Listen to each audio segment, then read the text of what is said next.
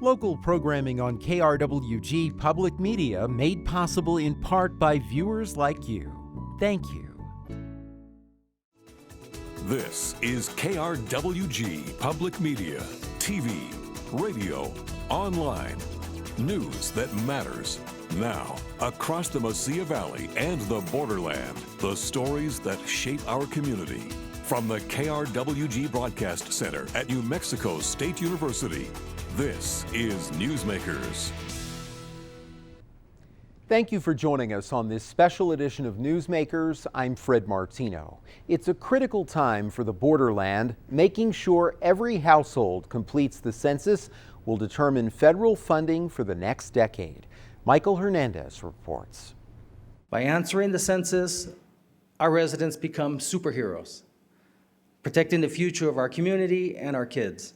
City of Las Cruces officials launched a superhero-themed campaign for the 2020 census called Be Counted, or Tu Cuentas in Spanish. The campaign focuses on reaching traditionally undercounted groups. That includes children younger than 5, the elderly, veterans, immigrants, residents with disabilities, people facing housing instability, and more. Las Cruces Mayor Ken Miyagishima says it's, quote, safe, easy, and critical for residents to be counted. And this is really important, that regardless of race, language, or immigration status, we need to know exactly how many people are living here in the United States. This data determines how the $675 billion that Congress allocates is going to be used, anywhere from Medicare, Medicaid, public safety, roads, housing, school lunches, and such. Census workers say the goal is to count everyone once and in the right place. But that's been a challenge for a poor, rural state like New Mexico. About 42% of New Mexicans live in hard-to-count neighborhoods, according to census estimates. In 2010, the state had the second lowest census response rate in the country at 65%, a 3% decrease from 2000.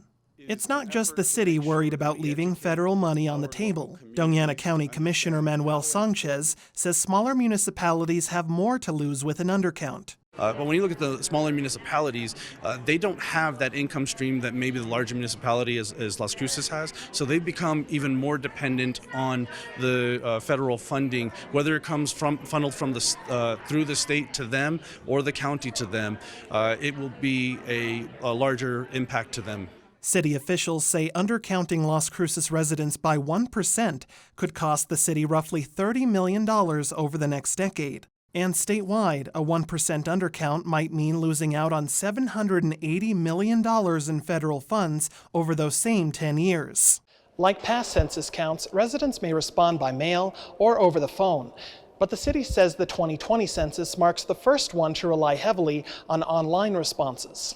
That could be challenging for rural communities with little or no internet access. City of Anthony Mayor Diana Trujillo encourages her residents to use the Anthony Public Library, but she knows there are some residents afraid to answer the census and the door. We have a lot of individuals that do not want to participate because they're in fear of being in their immigration status or other, issues that they might have. They don't want to be questioned or anything like that. So I guess we need to educate our public and our residents that not to worry, because some of the questions that a lot of them feared in the past, that's not going to be on this census. They're not asking that question. We must have a reliable count of how many citizens, non-citizens, and illegal aliens are in our country. President Trump tried to add a citizenship question to the census last year. While he backed down, Trump signed an executive order to get data about the legal status of everyone living in the U.S. By law, census answers are confidential and cannot be used against the respondent. At the Thomas Brannigan Memorial Library, Administrator Margaret Neal says the library received a grant to buy laptops and Wi-Fi hotspots to host census events around Las Cruces. She adds the library will be key to helping residents be counted online. Probably a pretty big role. Libraries in general often help bridge a digital divide, which is the people who don't have access to a regular internet connection. We have over 4,000 actually, sessions a month of computer usage in this facility, not counting our other to satellite locations. So we are a place where people come if they don't have regular access to the internet. So if they want to take the census online, they will come here, more than likely, because they know that they can. There's more to the census. Counting the population determines representation in Congress and how district lines in the state are drawn. That's why it's important to count everyone, regardless of legal status. Commissioner Sanchez says the county is working with community members to accomplish that task. I think one is dispelling that myth about the citizenship question and how the information is being used. The second part is going to be really utilizing the trusted voices in the community. We've been working with promotoras and various other trusted folks in the community to try to make sure that they're the trusted voice, making sure that they're getting that information out.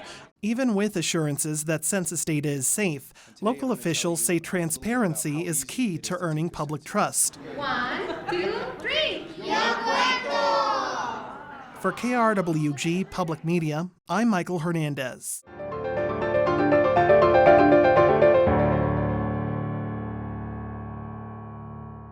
And we continue our coverage of Census 2020 now with Oscar Arriaga of the U.S. Census Bureau and Manny Sanchez, Vice Chair of the Doña County Commission. Gentlemen, thank you both for being with us. Thank you, Fred. Thank you.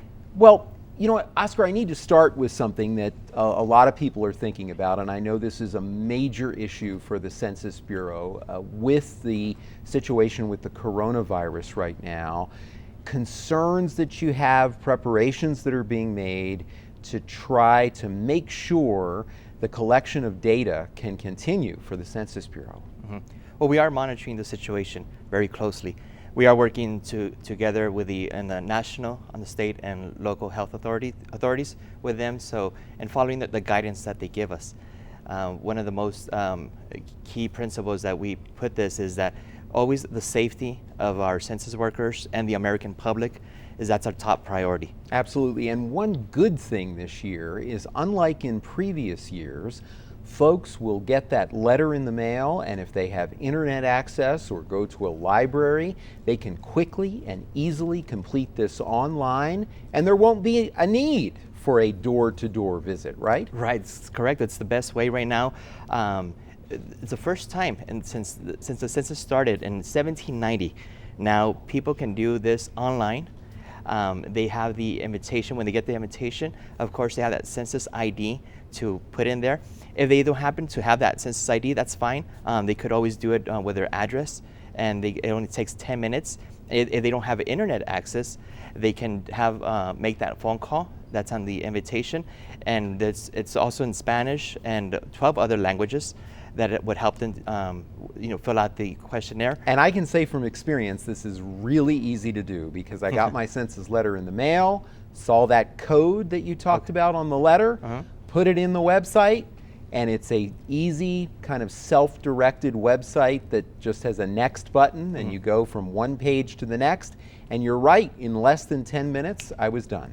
It was that simple. 10 minutes. Now, I know if folks don't do it online, they will get a paper form in the mail that they can mail back if they don't want to do a phone call. Yes, and that would be around the 4th mailing. Okay. Around then. We still give them time to do it online. A reminder and letter. You want folks to do it online. We want right? we're pushing that way. So, Right. but of course, if not, they get that paper form and they send it back, and that's fine too. And Manny, this is critical. I mean, we cannot say enough about this. You've participated in stories with KRWG. Folks may have heard you on the radio or seen you online in a story or in this show. The importance is so great for businesses, for schools, for our quality of life. Give us a sense of that.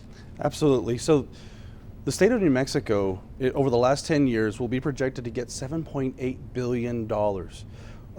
And for example, I mean, these are services that affect our community as a whole. Probably the biggest contributor to that $7.8 billion is Medicaid. $4 billion of that $7.8 billion is for Medicaid.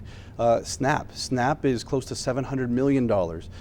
Head Start is $80 million. So it affects our kids, our those that are lower income, but then it also affects our day-to-day travel, our commute, the federal dollars we receive for our roads.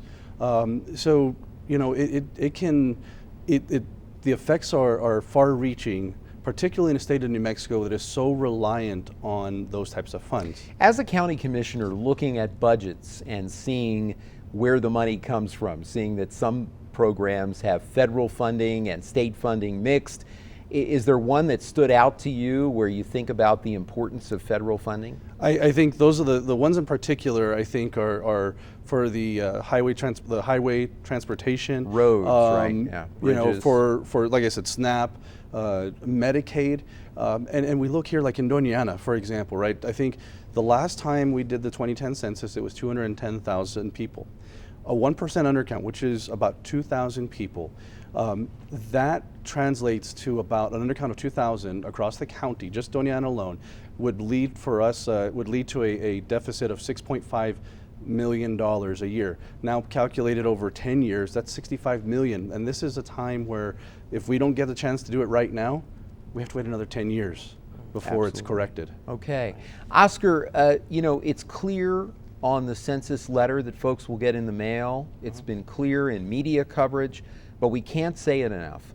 When people fill this form out, whether they do it online, on paper, on the phone, the information is confidential, correct? It is very safe.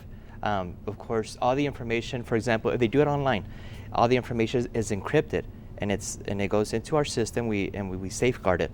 If they do it on paper, once they input that information, that paper is shredded, and so it stays confidential. And of course, the U.S. Census, we are bound by Title 13 of the U.S. Code. And that gives us, besides the authorization for us to do our work, it also, but more than that, it safeguards and keeps very safe all the information, all the data that we collect from everybody. So we never share any of that information to any agency, for example, the Department of Homeland Security, Federal Bureau of Investigation, the Central Intelligence Agency, the ICE, Customs, Immigration. Cannot be shared with None any of those agencies. Or that information would not be used in a court of law against someone either. Okay. We talked a lot, Oscar, about funding, but there's more to this than just funding. An accurate census count, I know, is also essential in our elections. Tell us about that. It is. That because the census is about fair representation in the political aspect. This determines the number of seats that are in the House of Representatives and Congress. So if everybody, is counted, that's more voices, more representation for that community, for that county, for this state. It also redraws the congressional and the state legislative districts, and of course adapting to the population shifts. So it's very important. Very important information. Manny, one of the things that I know the county is doing, and they're working with a lot of partners, including media partners, is to get promotion out there so people understand the importance of this, that this, as you said, will affect this community and our entire state of New Mexico for a decade. Yeah. So we've been out working with creating events, particularly in the what we consider our hardest to count areas in Sunland Park, in Hatch. We've been able to use the transit district buses. If you've seen them running through Las Cruces, they go from Sunland Park all the way up to Garfield, and they have a big printout or a sign both in English and then two buses in English, 2 buses in Spanish, I believe, that show the census with some of the local pictures, some of the agriculture and the Organ Mountains. So we're absolutely doing that. We're also working with the Las Cruces Complete Count Committee, the NMSU Complete Count Committee, to try to see and work together and coordinate some of the media remotes we'll be having from radio, and then just even out in the newspapers as well. So we're out trying to raise the awareness of Census 2020. Absolutely, and we're trying to build that as well on KRWG. You and I will be talking on the radio again. And, looking at this issue and the importance of this issue, of course, I've been working on that Complete Count Committee with New Mexico State University because we're licensed by the university. This is one of the issues as well for our community, besides being a rural state, a state with a lot of Spanish-speaking individuals, so concerns about undercounts. Another concern about undercount is the fact that we have a lot of college students, right? Absolutely, and the when we're trying to make sure that they know that they're counted, whether even those that are out of state that are living here on campus, they absolutely need to be counted as well. This is where they're where they're living at the moment, and they are part of this community. The other thing we've been looking at is how do we reach those in our community that might not be fully trusting of a government entity. And so, one is through the students, their sons, their daughters that are in school here. We've also been utilizing the county services like the promotoras, wherever we interact with them, people, the voices that they trust, try to use them to make sure they're spreading the word, to make sure, like Mr. Arriaga was talking about, that it's confidential and it's absolutely safe to respond to the census. Yeah. Of course, Oscar, you're part of the promotion efforts for the U.S. Census Bureau. You contacted me when I said, look, I want to do a program on this and do a full half hour so people understand the importance of this. Tell me about the reception that you're getting throughout the region from media outlets and from others to share the word about the census and why it's so important. Well, it's really good reception out there in the communities. I'm just traveling in the state of New Mexico with the different cities, and the media.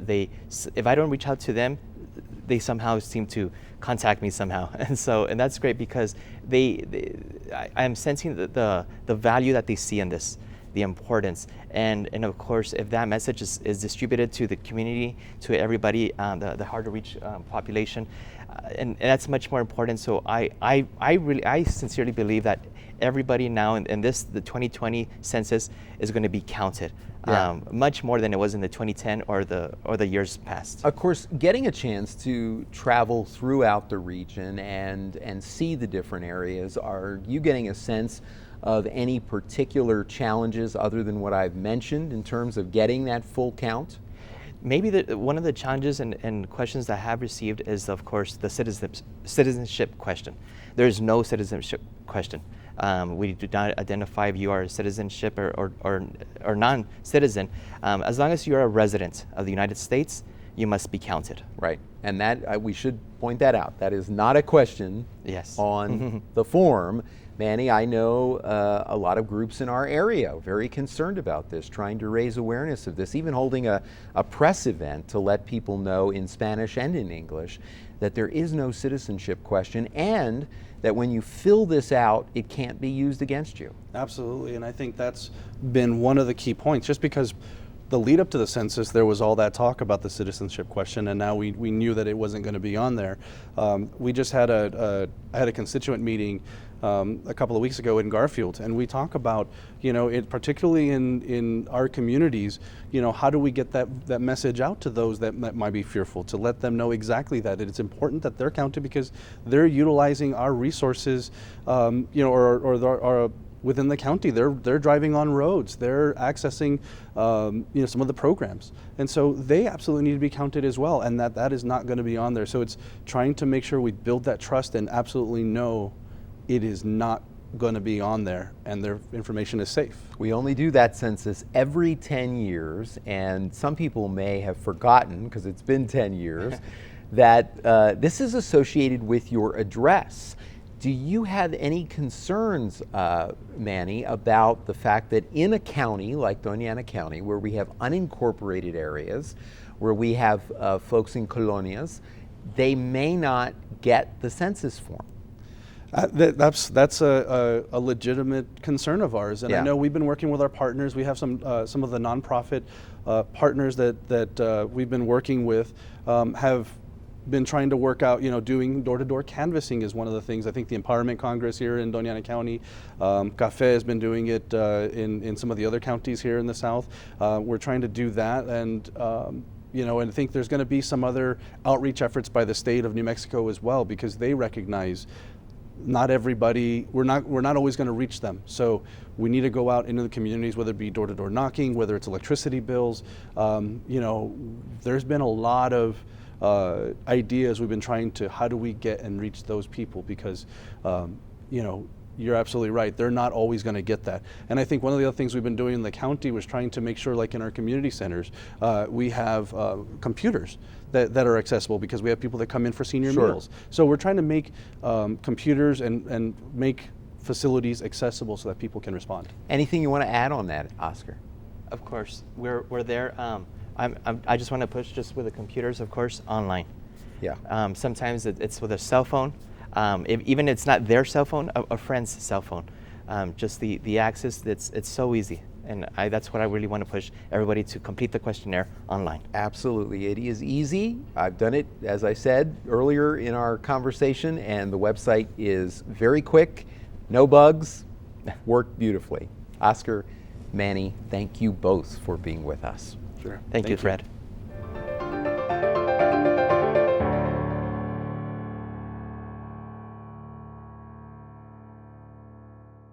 New Mexico is trying to make sure hard-to-count communities complete a census form. Once again, here's Michael Hernandez. For people who are homeless or at risk of becoming so, the Mesilla Valley Community of Hope is a sanctuary from the desert heat, monsoons, and occasional snow. The Las Cruces shelter served nearly 3,000 clients in fiscal year 2019 and helped more than 300 people find transitional or permanent housing. Kevin Moose is a longtime Community of Hope client. Moose says after a series of family deaths and struggles with alcoholism, he arrived at the shelter in 2009 in search of help. They helped me. I was homeless for over 10 years. They helped me get housing. They paid for my housing for 2 years, or a little over 2 years. I also use the laundry facilities, which we are here in. They have free telephone for local and long distance. The soup kitchen, which is in another building, but it's part of the Community of Hope, El Caudito. I eat there all the time, and that saves me $1,000 a month just because of eating free food. And it's very good food. Moose, who works part-time for Doña Communities United, says he's lived in Section 8 housing for 3 years. The Housing and Urban Development Program helps to house low-income residents, the elderly, and those with disabilities. New Mexico received nearly $8 billion in federal funding in fiscal year 2016. Of those funds, $75 million went to Section 8 housing choice vouchers, according to George Washington University's Counting for Dollars 2020 project. Locally, the Mesilla Valley Public Housing Authority administers Section 8 housing. Community of Hope Executive Director Nicole Martinez says there are other important federal programs that complement Section 8. One of the most important programs that helps us here at Community of Hope is the Continuum of Care program. It's a HUD-funded program that allows us to work with people experiencing homelessness while they are currently on the streets, as well as providing rental assistance and staff support for those who are experiencing homelessness or who are newly housed. So having census information on HUD Continuum of Care programs is critical for us providing those services. New Mexico is a rural state with high rates of poverty. For that reason, census organizers consider it the most vulnerable state to undercount. The Census Bureau will spend 3 days counting people experiencing homelessness. That means counting people in shelters and soup kitchens, as well as outdoor locations. Think on the street, parks, under bridges, and in tent camps. Martinez says finding those who are homeless when the census takes place can be tough, but it's even tougher to lose out on critical dollars due to an undercount. Martinez says the Community of Hope received a $10,000 grant to boost outreach efforts. She says the money will help the shelter host 2 census education fairs. We also have been in constant contact with the census enumerators to make sure that this is a census site this year. So we will have people on our campus at Camp Hope going throughout the community, providing outreach to make sure that we are counting as many people as possible, to make sure that their voices are heard, that we are bringing in money to help as much and as many people as we can. Whether or not there's a roof over your head, everybody needs help in times of trouble. Census numbers help fund public safety programs like fire and emergency services. To meet demand, Las Cruces fire officials say it's critical to count everyone. The fire department received 2 federal grants totaling more than $1 million in 2018. One grant is helping fund 9 new firefighter positions for 3 years and staff a 3rd emergency squad unit. Another grant sent a dozen firefighters through paramedic training at Doña Community College. Deputy Fire Chief Jason Smith says the fire department uses census population data to project growth in the city, but he says an undercount may equal fewer resources and longer response times. If you call for help, instead of having something like a 6-minute response time, you may have to wait 7 or 8 minutes because the unit that was supposed to be in your area for call response is already on another call because we don't have enough resources in the system because of the growth. So we need to be able to predict that and have enough resources on hand so that response times are as short as possible, and we have adequately trained and staffed people on the engines and trucks to respond. Like these first responders, the Community of Hope is a lifesaver for people like Kevin Moose. To make sure everyone gets counted, Moose signed up to be a census worker. Everybody needs to be counted because one of the main reasons for it is to find out how many people are in America, but also how many people that it helps. Everybody at the Community of Hope will be counted one way or another, even if we have to drag them out of a ditch somewhere. And as long as they're breathing, they're getting counted. Guarantee it. And the Gospel Rescue Mission across the street, they will all be counted, no matter what. Regardless of the census count, fighting homelessness is likely to remain a priority. From 2018 to 2019, HUD reports homelessness increased 27% in New Mexico, the highest percentage increase in the country. For KRWG Public Media, I'm Michael Hernandez. That's our time for now. Join us this week on KRWG Radio every weekday. It's Morning Edition 5 to 9, Fresh Air at 11, followed by Here and Now, noon to 2, and All Things Considered 4 to 7. KRWG News is always online at krwg.org, and we'd love to hear from you. Email us with your story ideas and video submissions. The address is feedback@nmsu.edu. Stay safe out there, and for all of us at KRWG News, I'm Fred Martino. We'll see you next time on Newsmakers.